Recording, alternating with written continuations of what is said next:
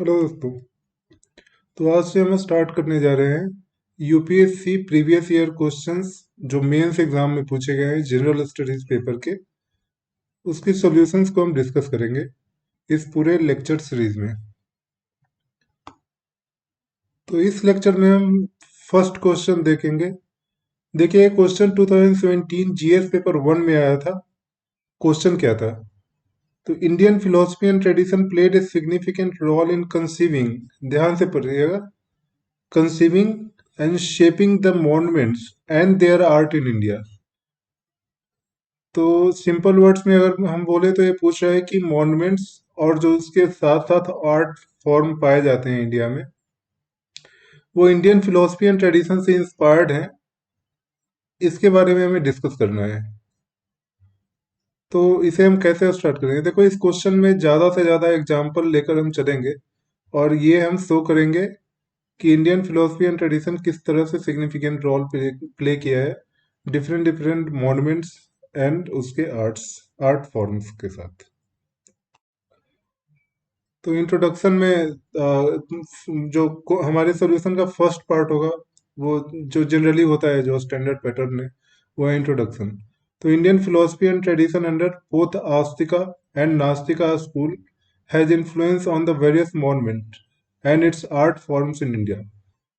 तो जो prominent Indian philosophy and tradition है उसके बारे में हम ब्रीफली ऐसे ही कॉमा सेपरेटेड फॉर्म में मेंशन कर देंगे यहाँ पे इंट्रोडक्शन में, जैसे Nyaya, Vaisheshika, Samkhya, Yoga, Jainism, Buddhism, Vaishnavism, Shaktism, ये सारे ट्रेडिशन और जो फिलोसफीज हैं इसके इन्फ्लुएंस हमें दिखने को मिलते हैं इंडियन जो भी जितने भी मॉन्यूमेंट्स हैं और उसके साथ साथ जो भी आर्ट फॉर्म्स अटैच्ड हैं उसके साथ।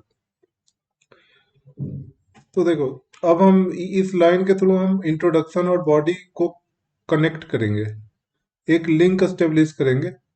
तो इसमें क्या होता है कि यहाँ पे हम ये मेंशन करेंगे कि डिफरेंट डिफरेंट एग्जाम्पल से हम डिस्कस करने वाले हैं जो भी क्वेश्चन में पूछा गया है उसे शो करने के लिए। तो बॉडी पोर्शन में फर्स्ट जो एग्जाम हम शुरू से ही इसमें इस क्वेश्चन में देखो, हमें बस एग्जाम्पल ही ज्यादा से ज्यादा डिस्कस करना है और बाद में जो सेकंड पार्ट, जो सेकंड सेक्शन होगा बॉडी पार्ट का, उसमें हम कुछ काउंटर आर्गुमेंट्स भी देंगे। ऐसा भी नहीं है कि सिर्फ हमारे इंडियन फिलोसफीज और जो ट्रेडिशन थे सिर्फ उसी का इन्फ्लुएंस मिलता है हमारे मॉन्यूमेंट्स में और उसके आर्ट फॉर्म्स में, ऐसा भी नहीं है। और भी काफी सारे फैक्टर्स हैं, उसका भी इन्फ्लुएंस हमें मिलता है। तो पहले तो हम इस क्वेश्चन में जो पूछा गया है उसके सपोर्ट में कुछ पॉइंट्स लिखेंगे, क्या कैसे सिग्निफिकेंट रोल प्ले किया है। तो इसके लिए देखिए, फर्स्ट एग्जांपल हम मोनोलिथिक मॉन्यूमेंट से ले सकते हैं, क्योंकि ये मॉन्यूमेंट हमें दिखाता है कि उस पीरियड में लोगों का बिलीव था लाइफ आफ्टर डेथ पर। तभी हमारे वो उस ग्रेव्स जो होते हैं, मोनो मेगालिथिक ग्रेव्स हैं, उसके साथ डिफरेंट डिफरेंट आर्टिकल्स पाए जाते हैं, जैसे पोट्री है, एनिमल बोन्स है, बहुत सारी चीजें पाई जाती हैं। तो ये शो करता है लाइफ आफ्टर डेथ पर उस समय की बिलीफ सिस्टम में ये उनका बहुत ही बड़ा फैक्टर था उस समय के ट्रेडिशन में।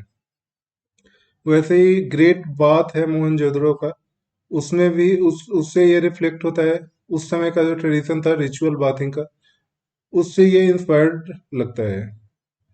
सिमिलरली जो अशोका पिलर्स हैं उसके अंदर जो भी सिंबल्स यूज किए हुए हैं, जैसे lotus, wheels, Lions, elephant, horse, bull, तो इन सारे ये जितने भी सिंबल्स हैं वो इंडियन ट्रेडिशन के साथ लिंक्ड हैं। जैसे लोटस को एंशियंट ट्रेडिशन में माना जाता था, इसे एसोसिएट किया जाता था प्योरिटी एंड फर्टिलिटी के साथ।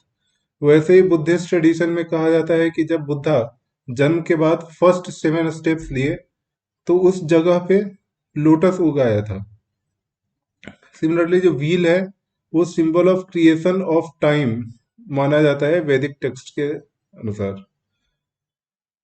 और बुद्धिस्ट ट्रेडिशन में इसे सरमन ऑफ बुद्धा जो सारनाथ में उन्होंने दिया था फर्स्ट सरमन, उसके साथ इसे एसोसिएट किया जाता है। फिर लॉयन जो सिंबल है वो सोलर सिंबल के रूप में देखा जाता था एंशियंट ट्रेडिशन में। और बुद्धिस्ट ट्रेडिशन में बुद्धा को कहा जाता है साक्या सिम्हा, मतलब वो साक्या क्लैन के हुआ करते थे। जो बुद्धा का जन्म हुआ था वो साक्या क्लैन में हुआ था, तो साक्या क्लैन के सिंह के रूप में उन्हें देखा जाता है। वैसे ही जो जैन ट्रेडिशन है, महावीरा का, महावीर जैनिज्म में इसे डिसेंट ऑफ महावीरा के साथ देखा गया है। एलिफेंट जो सिंबल है उसे भी हम अटैच करते हैं डिसेंट ऑफ बुद्धा और महावीरा के साथ। और ये इंद्रा जो हमारे गॉड हैं उनके व्हीकल के रूप में भी इसे देखा जाता है। और जो गॉडेस लक्ष्मी है, उसके उन इस गॉडेस के साथ भी ये अटैच्ड है ये सिंबल। सिमिलरली हॉर्स कहा जाता है रिनाउंसिएशन ऑफ बुद्धा, जब उन्होंने घर छोड़ा था उस इवेंट को एसोसिएट किया जाता है हॉर्स सिंबल के साथ। बुल जो होता है वो भी फर्टिलिटी को ही, फर्टिलिटी के साथ ही उसे भी एसोसिएट किया गया है एंशियंट इंडियन ट्रेडिशन के अंदर। अब जो नेक्स्ट एग्जांपल देखे, देखो हम हमें इस क्वेश्चन के अंदर डिफरेंट डिफरेंट पीरियड से different different monuments and art forms को एग्जाम्पल लेते हुए हमें ये शो करना है कि किस तरह से वो एंशियंट इंडियन ट्रेडिशंस या कहें कि इंडियन ट्रेडिशन के साथ वो किस तरह से लिंक्ड हैं। तो देखो हेलियोडोरस का पिलर है बेसनगर मध्य प्रदेश में है। तो इसे गरुड़ा स्कल्पचर, इसके ऊपर जो है वो गरुड़ा स्कल्पचर है। ये किसकी सवारी मानी जाती है आप बताइए? ये विष्णु भगवान की सवारी मानी जाती है हिंदुइज्म के अंदर।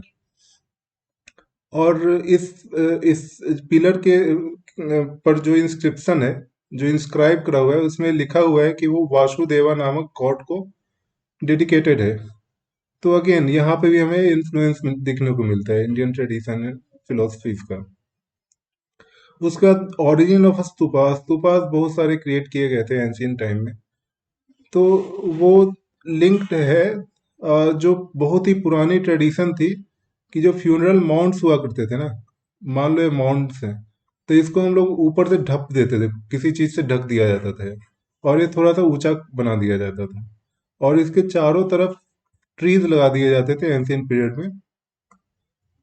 तो ये काइंड ऑफ स्तूपा का ही आर्किटेक्चर लगता है। तो बोला जाता है कि यही जो हमारा ट्रेडिशन था, यही बाद में इवॉल्व होकर स्तूपा आर्किटेक्चर के अंदर का स्तूपा आर्किटेक्चर का शेप ये ले लिया। तो पहले जैसे अभी स्तूपाज के चारों तरफ आपको रेलिंग देखने को मिलता है आजकल, राइट? तो वैसे ही जो पहले ट्रीज लगाते थे उसकी जगह पे रेलिंग बाद में क्रिएट कर दिया गया था। और ये बुद्धिज्म के अंदर सेक्रेट प्लेस माना जाता है। और पहले ही जब फ्यूनरल माउंट्स के चारों तरफ ऐसे ही जब ढक दिया जाता था, तो उसे भी लोग सेक्रेट प्लेस के तौर पे ही देखते थे। और स्तूपा इटसेल्फ क्या बुद्धिज्म में क्या सिग्निफाई करता है? ये सिंबलाइज करता है Parinirvana of Buddha, death of Buddha.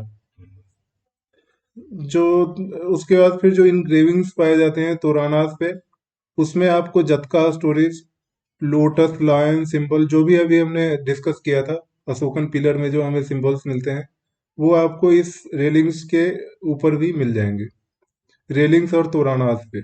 साथ ही साथ इमेज ऑफ यक्षा और यक्षी भी आपको मिल जाएगा। यक्षा यक्षी जनरली फोक ट्रेडिशन में ये प्रोमिनेंट गॉड, सेमी गॉड नाम का इनको माना जाता है। खैर, अब जो प्रदक्षिणा पथ पाया जाता है चारों तरफ, जनरली आपने टेम्पल्स या स्तूपास के चारों तरफ आपने देखा होगा। तो ये प्रदक्षिणा पथ भी हमें इस बिलीफ सिस्टम को दिखाता है कि our action and thoughts are always centred on God. तो अगेन ये जो प्रदक्षिणा पथ है अटैच्ड टेम्पल्स और स्तूपाज के साथ, ये हमें इस ट्रेडिशन को शो करता है। इस ट्रेडिशन के साथ ही से ही ये इंस्पायर्ड है। अब हम केव मॉन्यूमेंट्स को एग्जांपल में लेंगे। तो देखो अशोकन केव्स जो होते थे, अशोकन केव्स हो या फिर उसके बाद कार्ले कनेरी अजंता केव्स हो, यहाँ पे भी आपको बहुत सारे जो आर्ट फॉर्म्स हैं ये आपको दिख जाएंगे कि ये इंडियन ट्रेडिशन से ही इंस्पायर्ड है। जैसे अजंता केव्स है, इसके अंदर आपको रिक्लाइनिंग बुद्धा का ये मिल जाएगा, स्कल्पचर मिल जाएगा, स्टेच्यू मिल जाएगा। तो रिक्लाइनिंग बुद्धा अगेन बुद्धिज्म से इंस्पायर्ड है। अब मारा भी जाएगा जो सीन दिखाया जाता है केव वन ऑफ अजंता में, वो बुद्धा के लाइफ स्टोरी से इंस्पायर्ड है।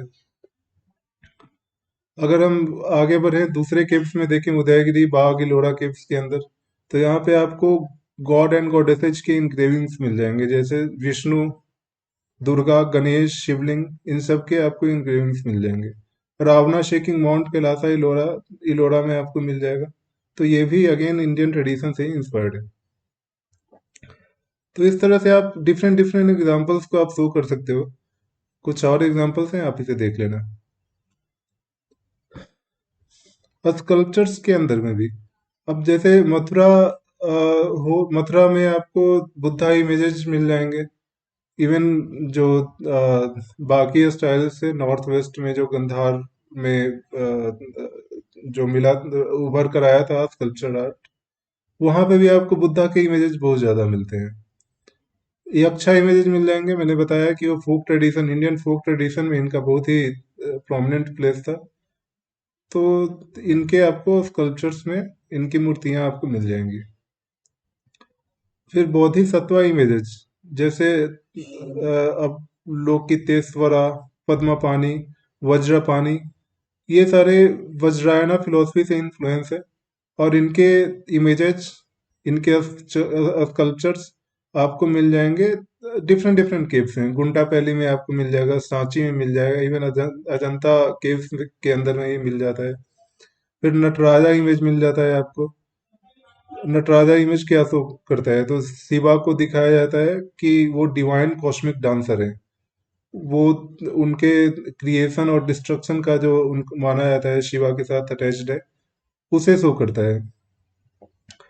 तो फिर उससे आगे अगर हम जाएं तो डिसेंट ऑफ गंगा का जो मॉन्यूमेंट है पल्लवा पीरियड का, तो वो भागीरथा का जो, आपने ये स्टोरी सुना होगा राइट, कि भागीरथा ने गंगा को बहुत ही घनघोर तपस्या करने के बाद पृथ्वी पे उतारा था।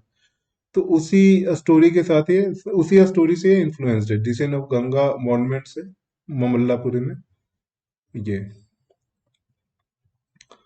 उसके बाद फिर आपको बहुत सारे मिथ्स जो पुराणास के अंदर होते हैं, वो आपको हिंदी टेम्पल से मिल जाएंगे। जैसे शेष सायाना विष्णु का डिपिक्शन आपको दशावतारा टेम्पल में मिल जाएगा, जो देवगढ़ में है। ये गुप्ता पीरियड में इसे बनाया गया था। फिर खजुराहो में आपको इरोटिक एक्सप्रेशंस मिल जाते हैं। तो ये भी उस समय का जो खास करके तंत्रिज्म से ये इंस्पायर्ड लगता है। तो फिर अगेन ये इंडियन ट्रेडिशन से ही इंस्पायर्ड है ना, जो इरोटिक मूर्तियां हैं बहुत सारे। फिर सन टेम्पल है, वो अपने सन गॉड से लिंक्ड है। तो उस वहां पे आपको जो कोणार्क में जो टेम्पल है, बहुत सारे चैरियट्स हैं वहां पे। तो वो ये शो करता है कि सन गॉड को seven horse chariot, sun god का जो चैरियट है उसे सेवन हॉर्स मिलके उसे खींच रहे हैं। उसके बाद पंचरथा से बना हुआ है ममल्लापुरम, ये महाबलीपुरम में। तो वहां पे ये भी अलग अलग गॉड एंड गॉडेसेज के साथ ही अटैच्ड है। जैसे शिवा के साथ अटैच्ड है, वैष्णव विष्णु के साथ अटैच है, शक्ति दुर्गा के साथ अटैच्ड है। म्यूरल पेंटिंग में भी आपको मिल जाएंगे, जैसे राम एंड रामायणा का सीन मिल जाएगा, या फिर जो लाइफ ऑफ बुद्धा जतका स्टोरीज के आपको सीन्स मिल जाएंगे। जैसे जोधाबाई पैलेस है फतेहपुर सीकरी में, वहां पे रामायणा के कुछ सीन्स में, रामायणा के सीन्स अकबर ने बनवाया था जबकि, तभी वहां पे रामायणा के सीन्स मिल जाते हैं। वैसे ही बुद्धा का पेंटिंग आपको अजंता में मिल जाएगा। लेकिन हमें कुछ काउंटर एग्जाम्पल्स भी देने हैं। जैसे ऐसा नहीं है कि सिर्फ इंडियन फिलोसफीज एंड ट्रेडिशन ही हमारे आर्ट फॉर्म्स को मींस इन्फ्लुएंस किए हैं। और भी बहुत सारे फैक्टर्स हैं जिसने अपना रोल प्ले किया है। जैसे different different guilds and artisans जो उस जगह पे काम किए हैं, उस मॉन्यूमेंट्स के अंदर काम किए हैं, या फिर मॉन्यूमेंट्स के अंदर आर्ट फॉर्म्स हैं उसके अंदर काम किए हैं। तो उनके इंडिविजुअल जो उनका स्टाइल था, अलग जितने भी आर्टिसंस होंगे, जितने भी वर्कर्स होंगे, उनका अपना भी तो कुछ पर्सनल इन्फ्लुएंस होगा ना, जो भी वो बना रहे हैं उसके ऊपर। तो उनके भी इन्फ्लुएंस मिल जाते हैं। जो वेरिएशन दिखता है एक ही जगह पे डिफरेंट डिफरेंट पेंटिंग्स के अंदर, तो वो इसके कारण मिलता है। उसके बाद बहुत सारे रीजनल स्टाइल्स भी उभर कर आए थे, जैसे कश्मीर टेम्पल आर्किटेक्चर है, बंगाल और असम के जो टेम्पल्स हैं वो भी कुछ आपको मेन लैंड जो बाकी एरियाज हैं वहां से आपको कुछ न कुछ वेरिएशंस आपको मिलेंगे। तो ये है क्योंकि वहाँ का जो लोकल बिल्डिंग ट्रेडिशन था और जो वहाँ का क्लाइमेटिक कंडीशन है उसके उससे कुछ न कुछ वहाँ पे चेंजेस उसके कारण आपको देखने को मिल जाएंगे। फिर बाकी जैसे नॉर्थ में नगरा टेम्पल आर्किटेक्चर उभर कर आया था, साउथ में द्रविड़ा आर्किटेक्चर आया था, बीच में जो डेक्कन एरिया है वहाँ पे वेशरा आर्किटेक्चर आया था।